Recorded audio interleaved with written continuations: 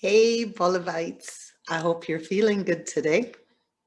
So, Boliv thinks about rejection. Yeah, nice word. We all take it really well. So, I can't take credit for this one. I was watching this webinar with this guy called Sean Q, and he did a little segment on why rejection is so hurtful. And I thought it actually made a lot of sense. So, I'm sure we've heard of this reptilian brain thing, in that we function according to our 2,000-year-old brain, and sometimes it doesn't serve us in the best way. And rejection is possibly one of those things. And rejection 2,000 years ago meant you went naked, you went hungry, you had no shelter, you had no protection from the wolves, bears, whatever. You had to hunt on your own. You were ostracized from the tribe. And that's what rejection meant 2,000 years ago. It's panic. It's a life or death situation to be rejected. And the theory is that that's what kicks into gear when we feel that we've been rejected. So that got me to thinking, well, that's all well and good, but how is it that some people take rejection so well, right?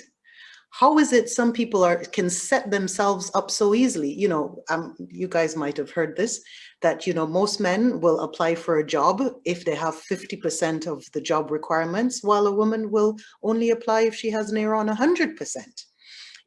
What makes a guy walk up to a girl and just go, when she says no, and walks off and immediately just moves on to the next one?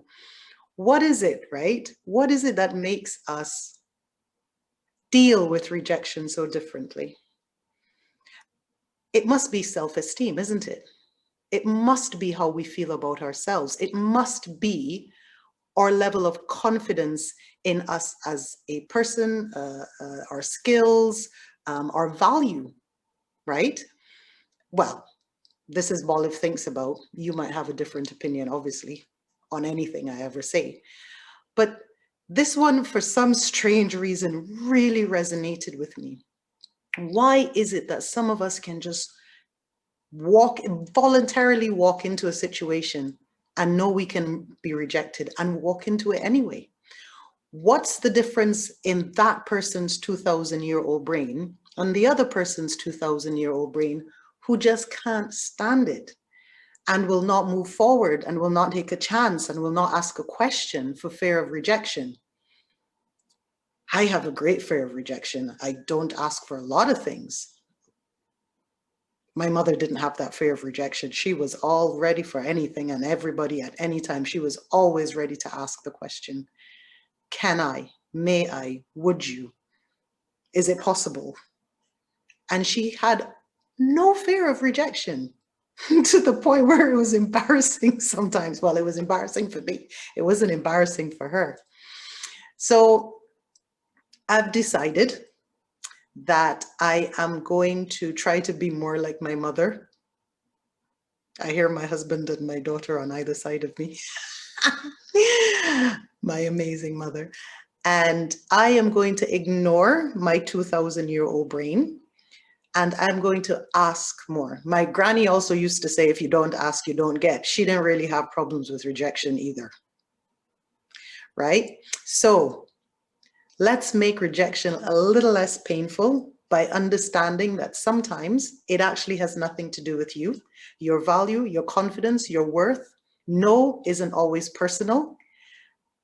And put that aside and move forward with the things that we really want to move forward with, except for fear of rejection. So I hope this little chit chat made you what feel good today. Drop a comment. Let me know, what are you going to ask for today in the next week?